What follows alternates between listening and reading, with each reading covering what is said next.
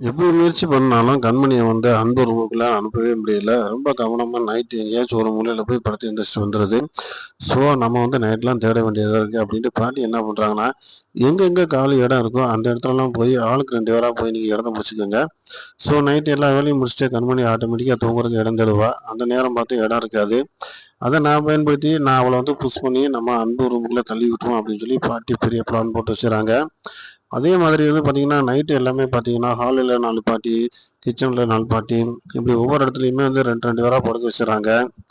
கண்மணி ஆட்டோமேட்டிக்கா எல்லா வேலையும் முடிச்சுட்டு, நைட்டு வந்து பார்க்குறாங்க, எந்த இடத்துலயுமே இடம் கிடைக்கல. இது என்னடா கொடுமையா இருக்கு. எப்ப பார்த்தாலும் வந்து இந்த நைட்டு தூங்குறது பெரிய பிரச்சனையா இருக்கு. அதுவும் இந்த பாட்டி வந்ததுலேருந்து நம்மளுக்கு நைட்டு நிம்மதியா தூக்கம் இல்லாம போயிருது. ஸோ நம்ம என்ன பண்றது அப்படின்னு சொல்லி ஒரே யோசனையில இருக்காங்க. அப்போ அவங்க ஒரு பிளான் பண்றாங்க. எப்படியாச்சும் வந்து இந்த விஷயத்துல வந்து நம்ம எங்கேயாச்சும் ஒரு இடம் சின்ன இடம் கிடைச்சா கூட நம்ம முடங்கிடலாம் அந்த இடத்துல அப்படின்னு சொல்லிட்டு ஒவ்வொரு இடமா தேடி வரும்போது பாட்டி ஆட்டோமேட்டிக்கா வந்து கண்மணியை பிடிச்சிடறாங்க. என்ன கண்மணி நைட்டு குட்டி போட்ட பூனை மாதிரி இங்கிட்டும் அங்கிட்டும் உலாவிக்கிட்டு இருக்க, வீட்டு வேலை எல்லாமே முடிஞ்சுல, நீ ஆட்டோமேட்டிக்கா போய் தூங்க வேண்டியதானே, ஏன் இப்படி பண்ற அப்படின்னு கேக்குறாங்க. இல்ல பாட்டி, நானும் வந்து தூங்குறதுக்கு இடம் எங்கடா இருக்குன்னு பாக்குறேன், ஒரு இடம் இல்ல. நீங்க எப்ப வந்தீங்களோ அப்ப இருந்தே எனக்கு நைட்டு தூங்குறதுக்கு இடம் கிடைக்காம போயிருது. இது எனக்கு ஒரு பெரிய பிரச்சனையா இருக்கு அப்படின்றாங்க. நீ ஏம்மா அப்படி சொல்ற, உனக்கு இடம் கிடைக்காம இருக்குமா? ஏன் நீதான் அன்பு, நீ உன் புருஷனே உன் ரூம்ல இருக்கான்ல, ஆட்டோமேட்டிக்கா நீ கதவு திறந்தா அவன் கதவு திறந்து விட போறேன், போய் நீ போய் தூங்க வேண்டியதானே அப்படின்றாங்க. நான் அங்க போறதுக்கு விருப்பம் இல்லாம தானே நான் இங்க இடம் தேடிக்கிட்டு இருக்கேன் அப்படின்றாங்க. இங்க பாருடி, சின்ன சின்ன சண்டை வந்து புருஷன் முன்னாடிக்குள்ள இருக்கத்தான் செய்யும். நீ அதெல்லாம் மனசுல வச்சுக்கிற கூடாது. இன்னைக்கு அடிச்சுக்கிறோன்னு நாளைக்கு குடிக்கிறோன்னு, அதுதாண்டி வாழ்க்கை. அதை விட்டு போட்டு சண்டை போட்டுட்டாரு, என் வீட்டுக்காரர் அப்படி நடந்துக்கிட்டாரு, எப்படி நடந்துக்கிட்டாருன்னு மூஞ்சியை தூக்கிட்டே நீ இருந்தனா காலம் பூரா நம்ம அப்படி இருந்துட முடியுமா? நம்ம கோபத்தையும் இதெல்லாம் வந்து யார் மேல காட்டணுன்றது வித்தியாசம் இருக்கணும்டி அப்படின்னு சொல்லி சொல்றாங்க. அப்பெல்லாம் ஒண்ணு பாட்டி, ஒண்ணுமில்ல பாட்டி, நீ பாட்டுக்கு எதாச்சும் ஒன்று நினச்சிக்கிட்டு இருக்காதீங்க. எனக்கு இப்போ தூங்குறதுக்கு மட்டும் ஒரு இடம் அரேஞ்ச் பண்ணி கொடுங்க அப்படின்றாங்க. எவா நான் சொல்றதை கேளுட்டு கையை பிடிச்சிட்டு நேரம் வந்து அன்பு ரூமுக்குள்ள போய் கதவை தட்டுறாங்க. இதுதான் அப்படின்னு சொல்லி அன்பு ஏற்கனவே எதிர்பார்த்திருந்த மாதிரி படார்னு கதவை திறந்து, சொல்லுங்க பாட்டி என்னாச்சு அப்படின்ட்டு தெரியாத போல கேட்குறாரு. என்னடா இப்படி பண்ணிக்கிட்டு இருக்க, நீ மட்டும் நைட்டு நல்லா தூங்கி எந்திரிச்சா போதுமா? பகல் பூரா பார்த்தேன்னா சிவகாமியை பார்த்துக்கிறதுக்கு கண்மணி அவ்வளோ தூரம் போராடிக்கிட்டு இருக்கா. ஒவ்வொன்றா பார்த்து பார்த்து செஞ்சுக்கிட்டு இருக்கா. நைட்டு நிம்மதி அவள் தூங்கி எந்திரிக்க வேணாமா? கதவை பூட்டி நீ மட்டும் உள்ள தூங்கினா சரியா போயிருமாடா அப்படின்னு சொல்றாங்க.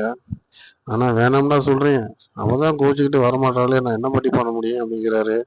ஒன்றும் பிரச்சனை இல்லை, நான் சொல்றேன், நீ உள்ள போமான்னு சொல்லிட்டு கண்மணியை உள்ள பூட்டி உள்ள தள்ளி கதவை பூட்டிடுறாங்க. கண்மணிக்கு ஒரே தர்ம சங்கடமா போயிடுது.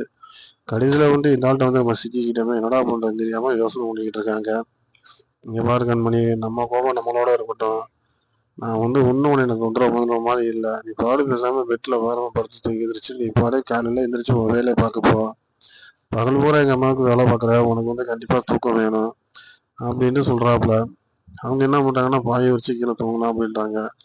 அப்படியெல்லாம் ஒன்றும் வேணாம், எங்க அம்மாவுக்காக பாடுபட நீ, அதனால நீ பெட்ல படுத்துக்க, நான் தரையில படுத்துக்கிறேன் அப்படின்றாப்புல அன்பு. எதுக்கு தரையில படுக்கிறீங்க, என்னமோ நான் உங்களை குடும்பப்படுத்துற மாதிரி போயிடும் அப்படின்ட்டு கண்மணி சொல்லி பார்க்குறாங்க.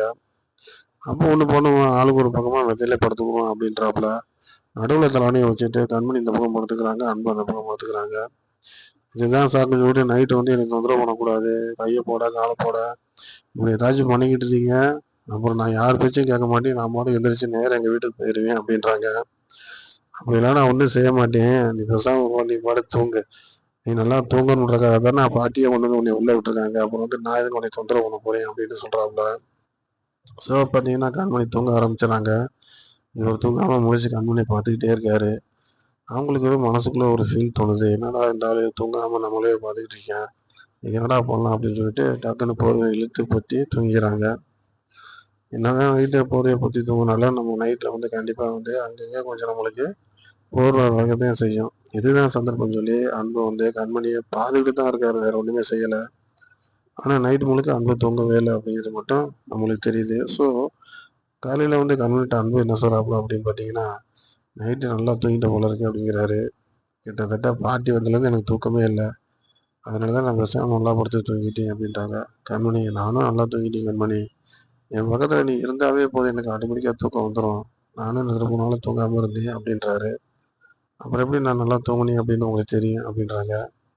நான் தான் நைட்லாம் முழிச்சு பார்த்துக்க வேண்டியதில்ல அப்படின்றாரு. எப்போ பார்த்தாலும் இப்படி பொய்ய பேசிக்கிட்டே இருங்க. நீங்க பொய் பேசுறதுனா எனக்கு பிடிக்க மாட்டேங்குது அப்படின்றாங்க. நீ வேற நீ தப்பா நினச்சிக்கிறாத. நான் இதுக்காக சொன்னேன். உண்மையிலேயே நீ நைட் நல்லா தூங்குனா நான் அப்பப்போ முழிச்சு பார்த்தேன். நானே நல்லா தான் தூங்கி எந்திரிச்சேன். சின்ன சின்ன விஷயத்த கூட நீ வந்து பெருசு பண்ணி இப்படி பிரச்சனை பண்ணா என்ன கண்மணி அப்படின்ற மாதிரி பேசி பார்க்குறாரு. அதுக்கப்புறம் அவங்க சொல்கிறாங்க, நீங்கள் அட்வான்ஸ்லாம் எடுத்துக்கிறாதீங்க. ஆட்டோமேட்டிக்காக காலைல என் வேலையை நான் பார்த்துட்டு போயிட்டுருக்கேன். நீங்கள் வந்து பேசுகிற மாதிரி பேசி அப்புறம் கொஞ்சம் கொஞ்சமாக ஏதாச்சும் வந்து டார்ச்சர் பண்ணிகிட்டு இருக்கீங்க. இதெல்லாம் எனக்கு எதுவுமே வேணாம். இன்னும் சொல்லணும்னா இன்றைக்கி நைட்டு வந்து நேற்று நைட் நடந்த போது இன்றைக்கி நைட் நான் இங்கே வந்து படுக்க மாட்டேன். அட்வான்ஸாக வந்து நான் ஏதாச்சும் ஒரு இடத்த பிடிச்சி வச்சிருவேன் அப்படின்றாங்க. ஓ! அப்படியா? அப்போ ரொம்ப பயமாயிருச்சா உனக்கு? அப்படின்றாரு. எனக்கு என்ன பயம்? நான் எதுக்கு பயப்படுறேன்? அப்படின்றாங்க. நான் பயந்தா தானே அப்படி இந்த மாதிரி செய்வேன். அதுக்கு தான் நான் இந்த மாதிரி கேட்டேன் அப்படின்றாரு.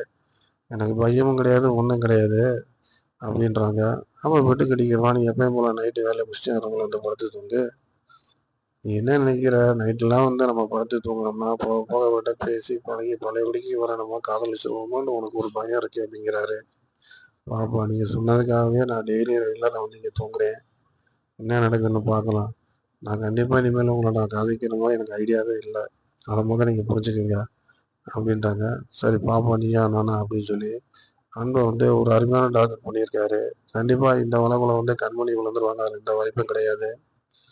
அதே நேரத்துல வந்து பார்த்தீங்கன்னா, நம்ம வந்து அன்போட அண்ணி என்ன பண்றாங்கன்னா, நாம என்ன சொன்னாலும் நம்மள பைத்தியம் மாரி இந்த வீட்ல நினைக்கிறாங்க. அங்க நல்லா பேசுது அந்த அம்மா அது கூட அவங்களுக்கு தெரிய மாட்டேங்குது. இப்ப கூட ஒரு பாம்பு பொம்மைய தூக்கி அவங்க மேல போட்டு அவங்கள பயமுறுத்தனே அவங்களும் பயந்தாங்க. பட் ஆனா எல்லாரும் நம்ப மாட்றாங்க. எல்லாரும் வரக்கு முன்னாடி பழையபடிக்கு அவங்கவங்க தரையில படுத்து நடிக்கிறாங்க. இதனாலேயே வீட்ல எல்லாரும் என்னை திட்ட ஆரம்பிச்சுட்டாங்க, என்னை வைக்கிறாங்க அப்படின்னு சொல்லிட்டு இந்த விஷயத்த பூரா வெளியில வர சொல்லிட்டு இருக்காங்க. பின்ன என்னக்கா தேவையில்லாம நீங்க ஏதாச்சும் ஒரு கற்பனை பண்ணிக்கிட்டு இருக்கீங்கன்னா என்ன அர்த்தம்? நீங்க எல்லாமே கனவு தான் காண்கிறீங்க. ஏன்னா கண்டிப்பா சிவகாமி ஆண்டிக்கு நல்லாயிருச்சுன்னா, மொத அது தெரியுது கண்மணிக்கா தான் இருக்கும். ஏன்னா கண்மணி அந்த வீட்ல வந்து 24 மணி நேரமும் அந்த அம்மா கூட இருக்காங்க.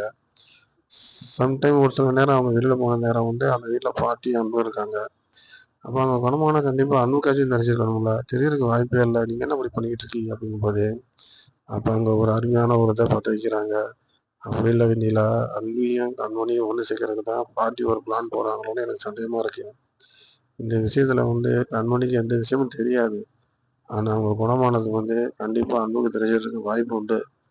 ஆனா அவங்க எல்லாருமே தெரியாமலே நடிக்கிறாங்க.